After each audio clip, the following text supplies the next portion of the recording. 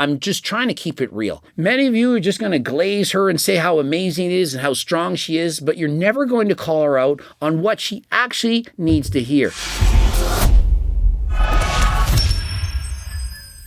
And so we have a woman, and she's famous for being fat. That's why she's famous. Nothing wrong with that. I'm famous for being a short, 5'6" manlet who sounds like the parrot from Aladdin. I can't take it anymore! We all have our thing. 1.2 million followers. Finding joy in everyday life. Love it. I do the same thing. You can do hard things. Absolutely. What brought my attention to this woman is she recently discovered powerlifting. This video, it went viral. Check this out. My first trap bar deadlift PR, 400 pounds. I mean, it is a lot of weight. And so I was asked, Coach Greg, what do you think of all this? I mean, she's deadlifted 400 pounds. It's her first try. And I'm thinking, well, yeah, it's not bad. She can deadlift her body weight. And so here's the thing. On the grand scheme of things, 400 pounds, it is a lot of weight.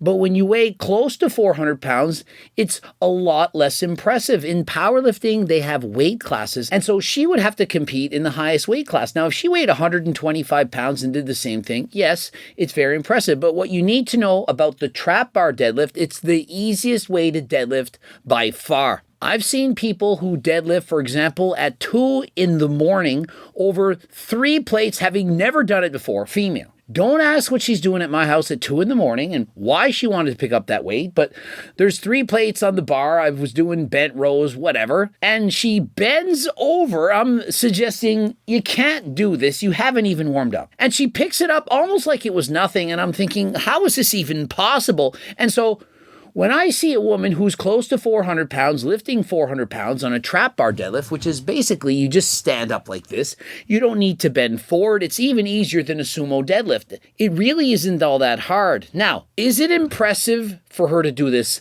Absolutely. It's her first time doing it. But if she were to try doing a regular deadlift, having to bend forward and so on, she wouldn't be able to lift nearly this much weight. But if she practiced, I'm certain she could be an absolutely amazing and outstanding deadlifter. But here's the problem. She's too fat. Again, I said it. Now, am I fat shaming? Probably.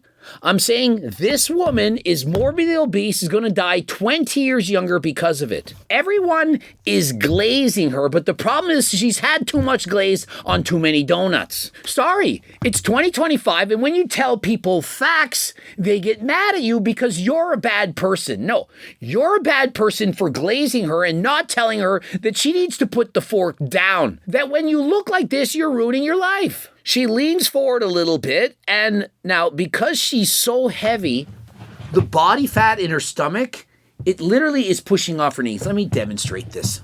20 minutes later, when you're really, really fat and you bend over doing a squat or leg press deadlift, your stomach, it sits into your knees. And so when you go, the belly is pushing off of you.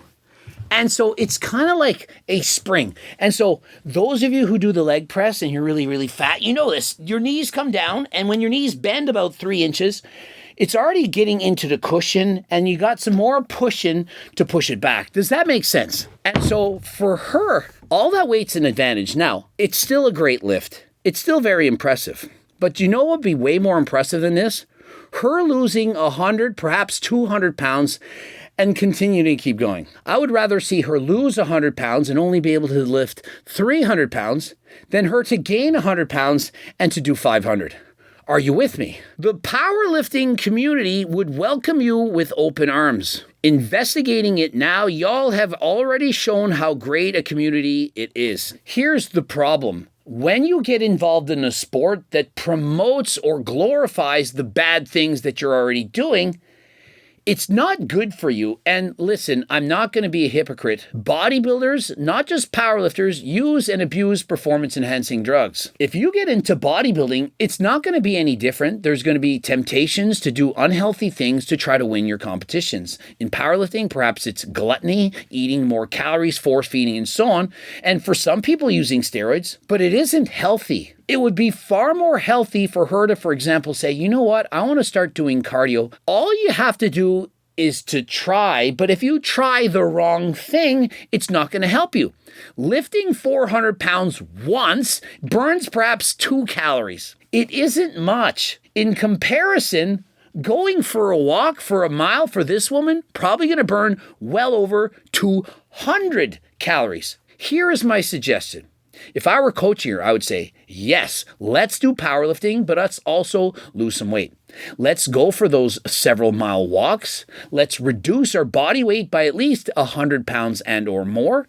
And let's see what we can do. And remember, I always say to lose half the weight. If she has to lose 200 pounds, I say, hey, let's lose 100. Let's be realistic. And if she's too hungry, of course, I'm going to suggest that she takes GLP Max. I'm certain that the reason that she's this heavy, it's because she was born with very strong hunger signals. She's hungrier than last time. Ghrelin is through the roof, and so it's very difficult for her to put the fork down. It's an uphill battle. I'm not saying this is all her fault. Genetics plays a very large role, and so unless she has some extra help, and remember, if she has, for example, a doctor prescribe Ozempic or other GLPs and so on, then that could also help. And I also would suggest she gets her blood work taken. You never know what could go wrong. I would suggest she goes to AlgoRx, of which I'm a part owner. You can click the link in the description because you can get your blood work done. You can get various medications, for example, enclomiphene, Cialis, Viagra, all the different things. You can get them at significantly reduced prices. They're not going to try to convince you to take medications that you don't need. But for example, if she needs telmisartan for high blood pressure or anything to help with her health. And so in comparison to Merrick Health, you're going to pay at max half of what you're paying there. And so if you're interested, click the link in the description. This is your jam. Incredible. I'm thinking immediately, no, it's the high calorie jam. She's consumed too much of it and that she should perhaps swap over to low sugar jams. But her response is this. Honestly, I wish I knew lifting heavy was my jam way earlier. Yup. And this is the message I want you to know. So many people have elite level genetics in things that they are not even aware of. You don't even know it. I had a guy, Charlie, on my cycling team. He was over 300 pounds. He's currently about 180. He was morbidly obese, but yet now he can absolutely destroy me in a bike race. He's way faster. He lost over 100 pounds and now he's winning bike races. And so you don't know your genetics until you use them. She could be possibly one of the strongest women in the world. We don't know that.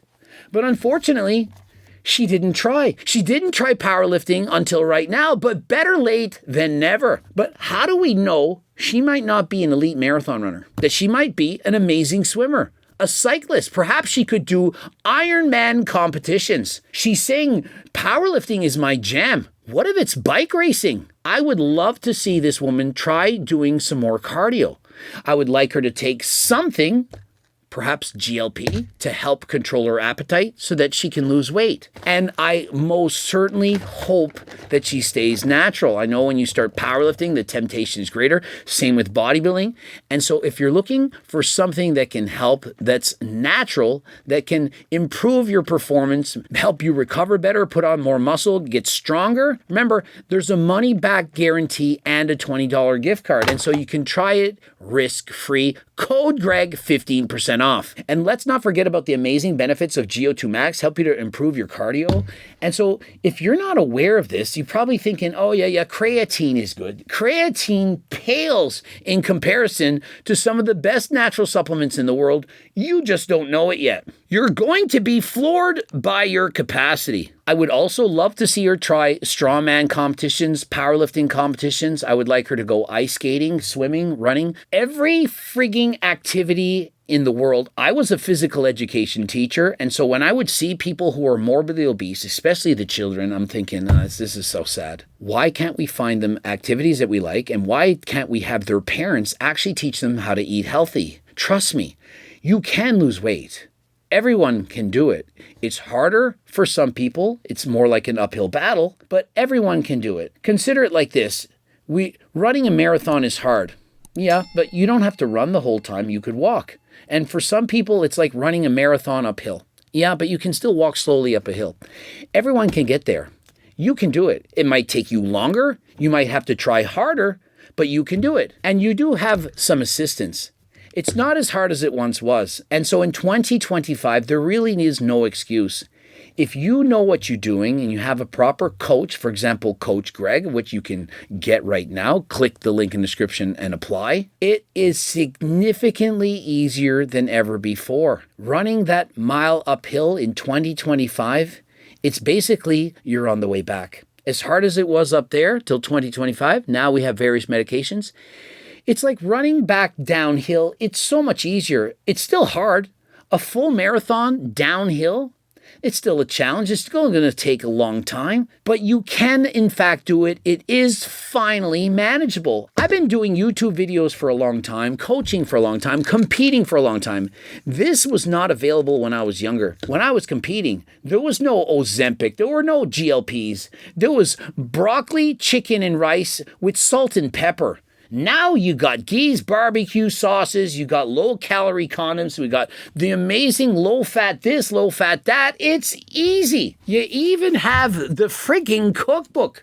3.1. Have you heard of the book? There's no way that you haven't. Are you kidding me? There's no possible way. Almost sold 100,000 of these copies. It's incredible. I don't know any book as good or as detailed, as amazing as this. All laid out, the calories, everything, vegetables, fruits, how many calories, how much of it can you eat, and all the recipes easier than last time to create. If you're looking for delicious, high protein, high fiber meals for the big eaters, people that have a hard time putting the fork down, that is the book for you. Code Greg, 15% off. Girl, 400 pounds for your baseline without even training is crazy. Her response, thank you. I did dumbbell lifting, but it makes sense why I never gained muscle lifting 10 to 15 pounds. See, she's figuring it out. I mean, this video might have crossed that I'm being a dick, that I'm being an asshole, but I'm just trying to keep it real. She had all this strength in her this entire time, but she didn't know it yet because she was lifting these stupid 10 and 15 pound dumbbells. Like, what's up with that? Her baseline of weighing 400 pounds is a lot, and so it's expected that she lifts a lot of weight. If she could only lift, for example, 225 pounds, I'd be thinking, how?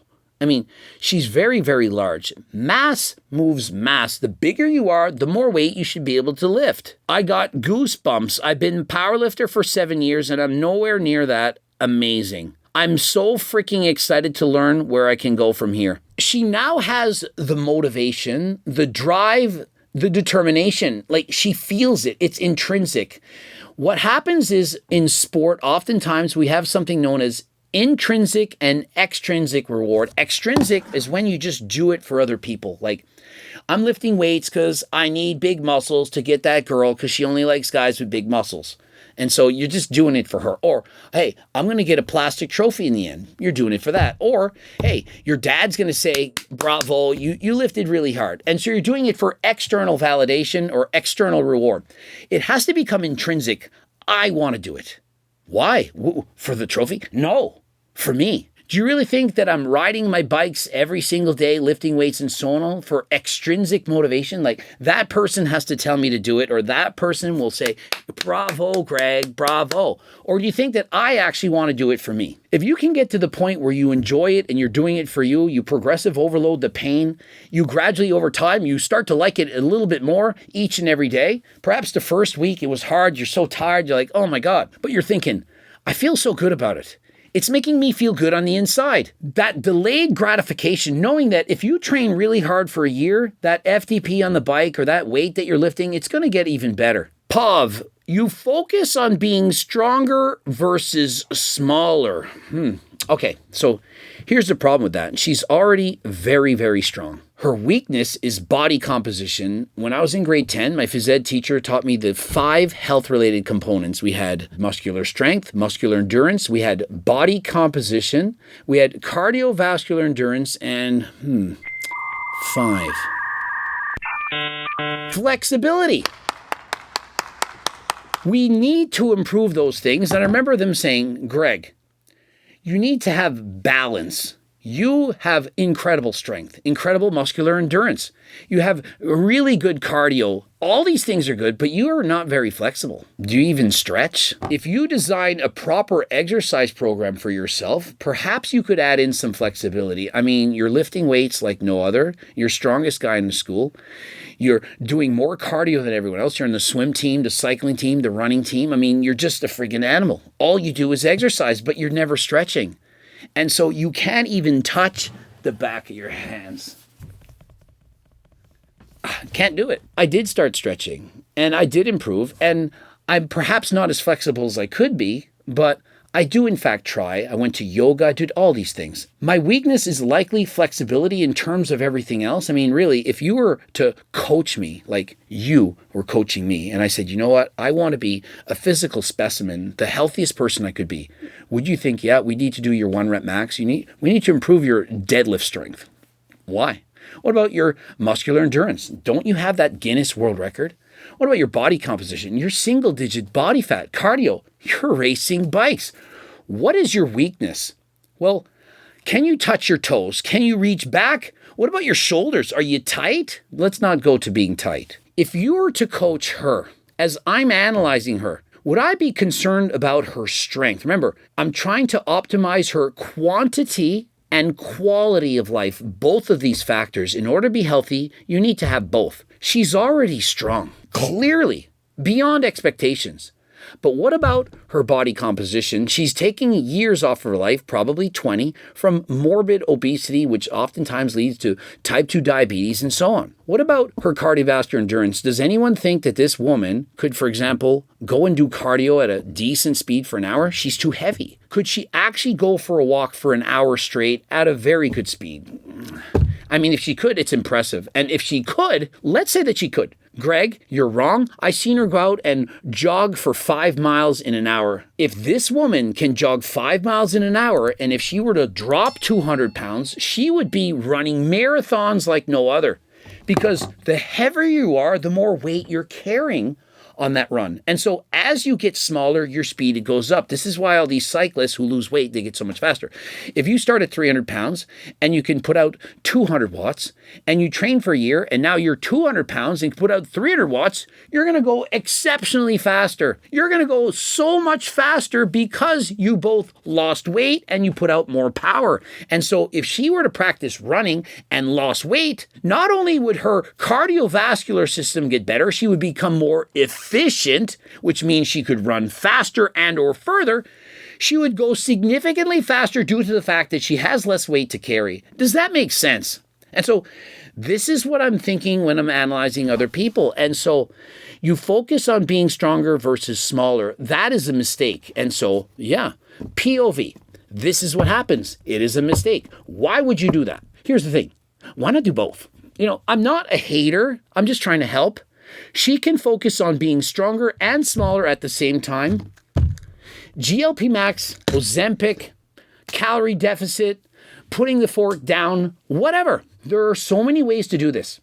She could do exactly what she's doing right here. Every single bit of it, doing the deadlifts, throwing balls against the wall, whatever she wants, and lose weight at the same time by eating fewer calories. And if you don't believe me, because your IQ is probably 79. 79! Calories in, calories out. If she's in a deficit, she's going to lose weight. It's impossible not to. Sorry, that's how it works. On this planet, we obey the laws of thermodynamics, as quoted from Homer Simpson. In this house, we obey the laws of thermodynamics. If you're thinking, no, but she has an underactive thyroid, a slow metabolism, all this nonsense, even if she does, she's eating way more calories than she needs. There's no way you can convince me that this woman is eating under 2,000 calories. If you told me she's eating under 3,000 calories, I would not believe you. I would say, yeah, let me track her calories. Imagine if I had a tracking calorie sponsor right now, I would plug them in. And so if she accurately tracked her calories and started eating, for example, 2,000 calories a day, she would get smaller like that. It would happen very, very quickly. Does it mean it's easy? Of course not. Ghrelin is very high. We've already discussed this. And so my suggestion to her is to keep on lifting weights. Keep doing it. Try to get stronger. Compete in powerlifting, give strong man or strong woman a try, but to also eat in a calorie deficit. I know she can do it. Imagine with her 1.2 million followers, if she goes on a weight loss journey and says, you know what? I could lose the weight. I just didn't know how. And so she puts in the work. She loses 100 pounds. She deadlifts 500. She becomes a role model to the world. That is what I want to see, and I know that she can do it. Becoming strong has been my most favorite thing to focus on, okay? We all have our favorites. I no longer care what my body looks like because I know what it's capable of. It's not about your looks. I know you feel it's about your looks, but it's about your health. Say it with me. Your health. You may not have the ideal attractive looking physique. We can agree to that. It's not what's going to be on the cover of a bikini selling swimsuit magazine. But that is not the point. That is not why you should lose weight. Those reasons, the superficial ones, yeah, it's important for many people, but the real reason is what's going on inside, because if you were to get your blood work done, examine your blood glucose levels, liver enzymes, kidney function, all of this, perhaps your heart, your blood pressure. How close to getting a heart attack are you already? And so she states, I'm less afraid of haters because I know I could take them in a fight. You know what? I don't doubt her. She probably could. But here's the problem. Who she can't take on in a fight, it's herself and it's her insides. You might be able to beat up every single woman and man out there. You're stronger, better fighter, all of those things. But what about the fight for your health? What happens when you can't fit in an MRI machine to see what's wrong with you?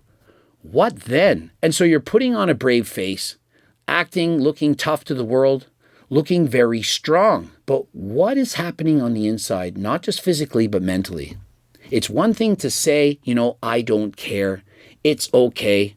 I'm proud of this body. But it's another thing to mean it. I think you're on the right track. Functional strong is a lifesaver in more ways than one. Functionally strong doesn't save your life when you have a heart attack. It doesn't save your life when you have type 2 diabetes. What does save your life is losing the weight. Now, I'm all about body positivity, but I am in this sense. You should do whatever it takes and be proactive to improve the health of your body. You not only owe it to yourself, you owe it to your friends, family, pets, and so on. If you don't want to do it for you, do it for somebody else. Do you want to leave this earth sooner than last time, or do you want to stay for as long as you can? Because if you do, you're going to try to lose some weight. Hopefully you got the message. You understand the importance of weight loss. I'm not just trying to make fun of her. I'm actually trying to help her. It's tough love. Many of you are just going to glaze her and say how amazing it is and how strong she is, but you're never going to call her out on what she actually needs to hear. And so what I do, I tell you what you need to hear, not what you want to hear. You wanted to hear, this is amazing, you're so strong, keep going, you're a powerlifter, you're a phenom. But what you need to hear is you need to lose some weight. Subscribe, click the bell button, comment to boost the algorithm. Please like the video if you liked it. Don't forget to watch one of those 2 bloops. And of course, the coaching plans by me and my team, the cookbooks, the training books, the Circle Diet book, Algo RX, of which I'm an equity owner in the company. You can click the link in the description to work with qualified doctors right now at very affordable prices, much cheaper than their competitors. And until next time, I am out.